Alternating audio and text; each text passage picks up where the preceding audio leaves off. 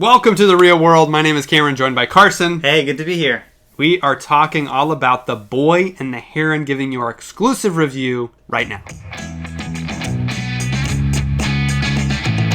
Thank you so much for joining us here in the real world. Make sure you hit the like button, hit subscribe, hit the bell so you get notified of all our videos. We are excited to talk about the latest from Studio Ghibli. Hayao Miyazaki. That's right. The visionary. Yes, the master. Yes. He came back with The Boy and the Heron. Now in theaters. We got to see this early. Reviews are on Letterboxd. You can check those out right now. Those links are in the description below. But, man, we had to talk about this movie because this is a guy who has been making movies for decades. What a legacy he's created. Incredible. I mean, there's no reputation like Hayao Miyazaki. Yeah. He's built Studio Ghibli. He's built the reputation for great films. Yep. A quality cinema. Grab them. I've got them down there. Yeah, grab a few animation. of them. Yeah. These are some of the movies he's made over the years that I've added to the collection. My favorite, his original film, before there was a Studio Ghibli, there was Nausicaa of the Valley of the Wind, Yes. one of my favorites. Before he did Nausicaa as well, he did The Castle Cagliostro, that's right. the Lupin the Third movie, Yes. which is one of my favorites. Yeah, that's a good one. Castle in the Sky, My Neighbor Totoro, very popular. Classic.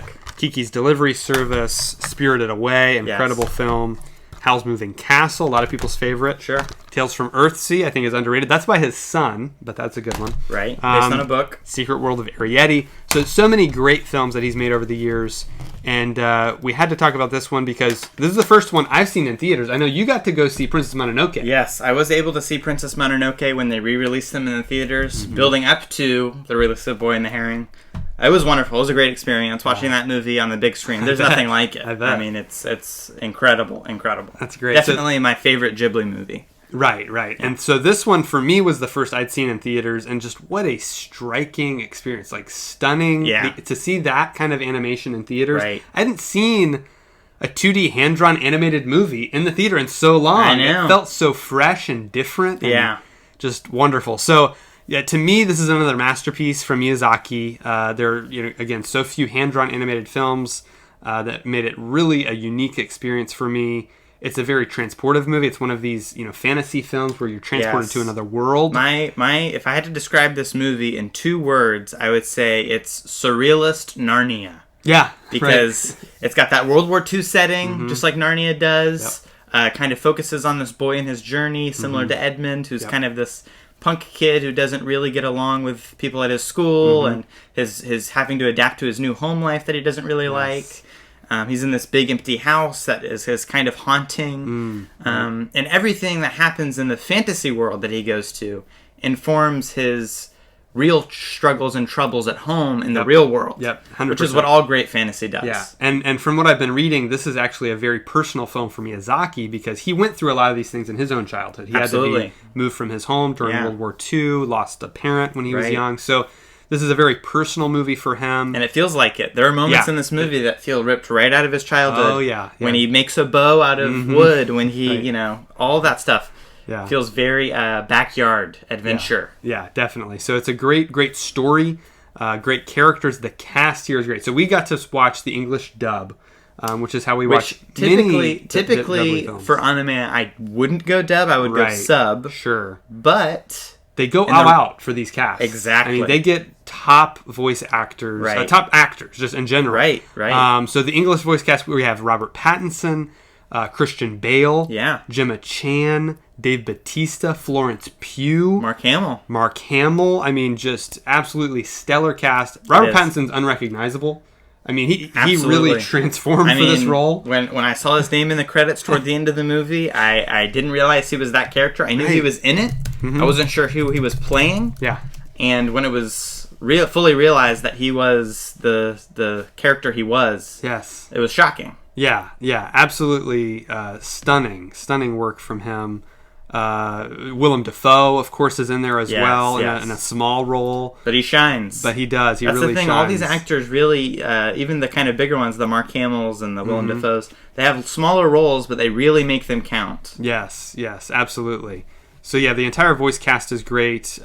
We also have We have Luca Padovin in the lead role, Okay. and he did a great job too. Young actor, but he really delivered on that lead character in his performance. So, subtle performance. Yes, but very well done. So, all in all, just a really, really well-made movie. I'm ecstatic that he's not done making movies because he's such a creative guy. I feel like he's one of those guys that if he tried to retire, he would have to come out of retirement. He's just never retired. Yeah. Even though there's been rumors, this is his last movie. Of course. He's still making movies, and I'm glad. And he's in his, I think, 80s, 90s Yeah, I think he's now. 84 last I checked. So, one-of-a-kind filmmaker, just cares so much about cinema and the cinematic art form. Absolutely. The animation art form that it really comes through in every frame of this film. Wonderful score too. Really like the music in this. Yes, the music's very good. Very simple but very impactful. Right.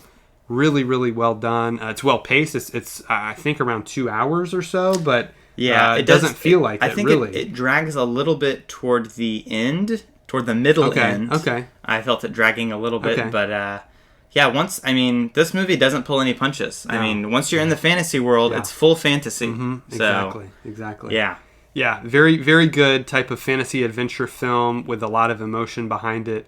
Highly recommend seeing it in theaters if you can. It is playing nationwide.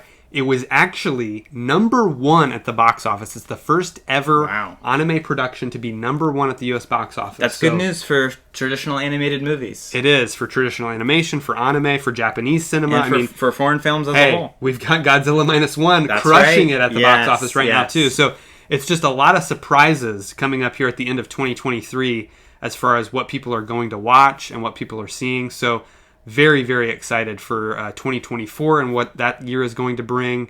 A lot of great themes they're dealing with here. Loss, grief, family, courage, sacrifice, love. All these great themes that are in this movie are very impactful and very well presented. So definitely recommend seeing it again in theaters. Let us know your review in the comments below. Make sure you like, hit subscribe, hit the bell so you get notified of all our videos. Go down to the description. You'll get all of our social media sites. We're both on Letterboxd. Make sure you follow us there. Yeah. So make sure you come back to the channel really soon. We will see you next time right here on The Real World.